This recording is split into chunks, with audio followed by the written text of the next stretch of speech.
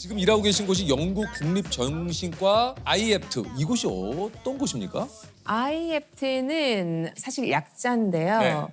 The Improved Access to Psychological Therapies라고 하는 건데 그게 뭐냐면 누구나 이제 우울증이다, 불안증이다 이런 증상을 겪고 있을 때 딱 떠오르는 곳이거든요. 그러니까 국민상담소. 국민상담소. 예, 국민상담 치료센터라고 보면 돼요. 그래서 한 구당 한 2개소 정도 있고 전국에 다 있어요. 이게요. 예, 예를 들면 서초구에 2개, 그뿐만 아니라 뭐 땅끝 해남 말까지 다 있다고 보시면 돼요. 예. 그럼 거기서 이제 오신 분들 예. 심리 치료를 도와주시는 거군요. 그렇죠. 예. 저희가 아주 다양한 그런 증상을 다루는데요. 우울증, 공황장애, 대인공포증, PTSD 이런 것들 다루고 있고요. 이분들에게는 좀 어떤 치료를 좀 해주십니까? 저희 IEPT에서 주력으로 하고 있는 치료는 인지행동심리치료라고 하거든요. 보통 우리가 어떤 어려운 상황을 대할 때 아주 부정적인 생각에 빠지기 쉽잖아요. 네네네. 거기서 끝나는 게 아니라 좀 도움이 되지 않는 그런 방식으로 행동을 하세요. 그래서 병을 키우시거든요. 상황을 악화하고. 그래서 저희가 같은 눈높이에서 툴벅스를 주는 거죠. 그리고 사용 설명서를 드려서 자신의 해결책을 스스로 찾을 찾아가도록 수 하는 있도록. 거예요. 아. 예. 영국에서 심리치료사로 일하신 지는 얼마나 되셨습니까? 지금 거의 제가 2008년부터 국립정신과에서 일을 했어요. 그러면 저희가 계산하면 한 15년 정도. 15년. 예. 이게 그 기사를 통해서 저도 봤습니다만 그 영국에는 이제 외로움 장관이 그죠? 이게 또 화제가 됐던 적이 있어요. 실제로 외로움 장관이 네. 있습니까? 있어요. 있어요? 네, 우리로 치면 외로움 부가 있는 거예요? 그렇죠. 어. 예. 2018년 테레사 메이 전 총리 때 네. 신설을 했어요. 아하. 외로움은 매일 15개비의 담배를 피우는 것만큼 해롭다는 보고서도 있습니다. But just as loneliness can affect any of us, so any of us can help to tackle it. 그러니까 그 외로움이라는 문제가 우리 얘기하기 참 그렇잖아요. 그런데 개인의 문제가 아니라 사회의 이제는. 문제다. 이제 그렇게 인식을 하자 하는데 큰 의미가 있는 것 같아요. 이게 사실은 아니 그래도 외로움 부가 생길 수가 있어라고 할지 모르겠지만 사실 이런 그 외로움과 고립감을 느끼는 분들이 정말 많아요. 이 사실 영국만의 문제는 아닌 것 같아요. 이게 보편적인 문제인 것 같아요. 네, 맞아요. 이게 좀 어떻습니까? 15년간 심리 치료를 하면서 느낀 영국 사람들의 가장 큰 고민은 뭔가요? 결국은 사람들한테 상처를 받은 거더라고요. 똑같네요. 네, 그렇죠. 이게 또 인간이니까 보편적인 그런 게 있어요. 다 보편적으로 사람들이 이게 결국은 네. 관계 속에서의 어떤 소통이 안 된다. 그런 문제가 있더라고요. 나는 왜 이렇게 휘둘릴까요? 할 말을 못 할까요? 80세 할머님도 오셔가지고 그렇게 얘기하시고. 아 인생을 그렇게 또 오랜 세월을 살아오셨는데 또 그게 또 고민이시고. 최고령 92세까지 제가 봤어요. 92세 분도 92 92년을 참으셨네. 92세 어르신도 그게 제일 고민이시래요. 너무 오래 참으셨던 것 같은데 그런 경험이 계속 쌓이다 보면 자신에 대해서 부정적인 생각과 감정이 들고 우울증을 비롯해서 그런 증세로 이어질 수도 있고 그런 증세 때문에 또 소통이 더 어려워질 수도 있고 서로 악순환이. 우리는 왜 이렇게 정말 소통을 위한 많은 도구들이 생겼잖아요. 정말 엄청나게 많지 않습니까? 네. 소통의 도구가 이렇게 생기는데도 불구하고 왜 이렇게 우리는 소통에 어려움을 겪고 있는 걸까요? 제가 크게 3가지로 한번 네. 생각을 해봤어요. 첫 번째는 우리가 건강한 소통이 무엇인지 정확하게 배운 적이 없어요. 이렇게 가정교육에 좀 이름하는 그런 경향이 있고요. 두 번째는 그런 소통 방법을 잘 배웠다 하더라도 일단 막상 좀 휘둘리는 상황에 가면 입이 잘 안 떨어지죠. 떨어지죠. 걱정과 두려움 때문에 굉장히 시도하기가 힘들거든요. 그래서 두 번째 문제가 그런 거라고 볼 수 있고 소통은 성격이 아니라 기술이에요. 그러면 제가 만약에 시도를 한번 해서 할 말을 했어요. 그런데도 그게 계속 연습을 하지 않으면 소통 기술로 정착을 하기 힘들어요. 힘들죠. 연습이 부족해서. 건강한 소통을 하려면 먼저 어떤 방식으로 대화하는지가 굉장히 중요하다고 해요. 네. 그래서 우리 선생님께서 오늘 저희의 그 소통 유형을 조금 한번 좀 진단을 그래요? 좀 해주시겠다고 지금 하거든요. 예. 자신의 말과 행동이 어떤 패턴을 보이는지 스스로 파악하기 위해서 하는 네네. 거예요. 요거 궁금하네요. 한번 예. 보시는 시청자 여러분께서도 한번 요거 한번 같이 한번 해보시죠. 예. 예. 그러면 제가 좀 시나리오를 조금 드릴게요. 아, 좋아요. 좀 휘둘리는 상황이에요. 자, 이제 고등학교 동창회에 갔는데 친구 한 명이 얘기를 하는 거예요. 야, 축하한다. 너 요새 잘 나가더라. 예전엔 진짜 찌질했는데 너 메뚜기 시절 기억 못하고 조세호 씨한테는 너 양배추 시절 기억 못하고 야 축하한다. 축하해. 지금이 홀라. 네. 진짜 좋아. 저 실제로 이거는 경험이 있었어서 네. 예. 조셉은 뭐라고? 저는 근데 진짜로 야 그렇게 축하해줘서 고맙고 내가 밥 맛있는 거 한번 살게 조만간 뭐 소주 한잔 하자 그냥 그렇게 딱 그렇게 얘기했어요? 네, 뭐 거기에 제가 예를 들어서 야 무슨 뭐 축하를 그렇게는 아닌 것 같아요. 뭐 솔직히 그냥 저는 야 그 양배추가 진짜 엊그제 같은데 막 그래서 그냥 그거 하면서 내가 조만간에 맛있는 거 한번 살게. 네, 그냥 뭐 예, 그러면 여기 조세호 씨는 그때 사실 감정이 조금 상했나요? 상했는데 그렇게 행동하신 건가요? 사실 유쾌하지는 않겠죠.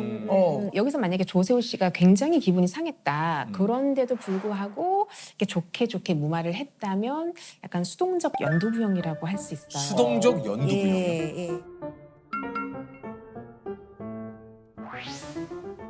그 뭡니까? 상대 공격을 허용하고, 그러니까 이건 안 돼, 선을 그어줘야 되는데 그걸 하지 않고 심지어 자기 자신을 자기가 공격하는 거죠. 왜 가만히 있었어? 이런 식으로 집에서 이불킥하고. 그럴 수도 있겠네요. 돌아가서. 예. 그리고 또 다른 특징들은 지나치게 습관성 사과를 할 때도 있어요. 약간 있는데. 조셉이 약간 습관성 사과를 해요. 그래요. 그리고 또 말을 할 때 너무 좀 숙이고 가는 경향이 있어요. 조셉이 그래요, 조셉이. 선생님 어떻게 하셨어요? MBTI보다 정확하네.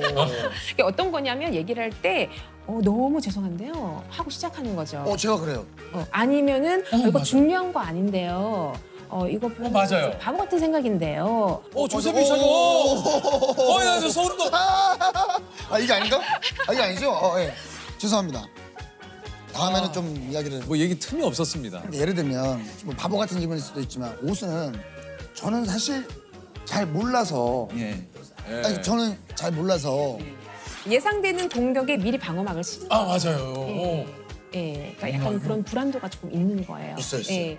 저는 만약에 지금 상황에 내가 이렇다 그러면 그냥 그래, 야 너는 어떻게 지내냐? 너는 어떻게 지내? 뭐 덕분에 뭐 잘 지내고 있는데 너도 좀 잘 지내야지. 나만 잘 지내면 되냐? 약간 이거 이 집안 약간 그래도 좀 약간 친절함은 유지하지만 그래도 짚어줄 건 짚어줄 건 짚어줘요. 예. 저는 그냥 넘어가진 않습니다. 네. 그래서 유재석 씨가 하신 말씀은 좀 단호박형에 가까워 저는 보이거든요. 단호박일 땐 단호박이어야 된다고 예. 생각합니다. 이 형께서 겉이 따뜻한데 속이 약간 차가운. 겉다 속차. 그러니까 확실하게 아닌 거에 대해서는 딱 그 단호박형이 너무 차갑고 자른다는 그런 단호박이 아니라 건강한 단호박이에요. 그게 뭐냐면 부드럽고 배려는 하지만 분명한 태도거든요. 예. 그리고 공격하는 것은 이제 공격적인 불도저형이에요. 너는 뭐 이렇게 같이 공격을 하는 거죠. 서로 비난을 하면서. 그리고 돌려가기형이라고 하는데 그게 뭐냐면 수동 공격적. 인 그런 유형이에요. 일단 돌려가기 유형은 겉으로는 수동적인 척, 괜찮은 척하면서 공격의 의도가 있는 거죠. 예. 그래서 뭐 가시돋친 칭찬이라든지 우리 뭐 친한 사이잖아 이렇게 해놓고 이제 통제를 하려는 그런 행동. 우리가 흔히 말하는 뭐 가스라이팅 같은 건 좀 극단적인 연습 한번 해보시겠어요? 이거 쉽지 어떻게 않은데. 말씀? 한번 해봐, 조셉. 그러니까 두 가지만 먼저 생각하셔도 돼요. 감정, 요구. 요구는 나는 이렇게 하고 싶어, 하기 싫어, 아니면 난 네가 이렇게 해줬으면 좋겠어, 하지 마라. 이거거든요. 감정, 요구 한번 말씀해 보세요. 이 상황에서. 내가 한번 할게. 야 조세호. 예, 형. 학교 때는 완전히 찌질하더니 그냥 뭐 요즘 뭐 잘 나간다잉? 야, 뭐 네가 뭐 언제가 잘 나갈 것 같아? 그래도 나 굉장히 좋은 친구로 생각을 했었는데. 잠깐만요. 근데 좀 기분 안 좋아 보여요. 그래요? 아닌데? 그러니까 조셉 바로 화를 내네. 바로 달려들지 마세요. 바로 반응하지 않고 대응하셔야 돼요. 그게 뭐냐면 오, 좋다. 예, 바로 달려들 필요가 없고 일단 3초 좀 1초만 약간 2초만 쉬어도 돼요. 이게 쉬기가 좀 힘들면 무슨 뜻이야? 한번 물어봐도 돼요. 시간을 조금 벌거든요. 그럼 당황하겠다. 무슨 뜻이야? 좀 분명하게 해줘. 나 혼란스러워.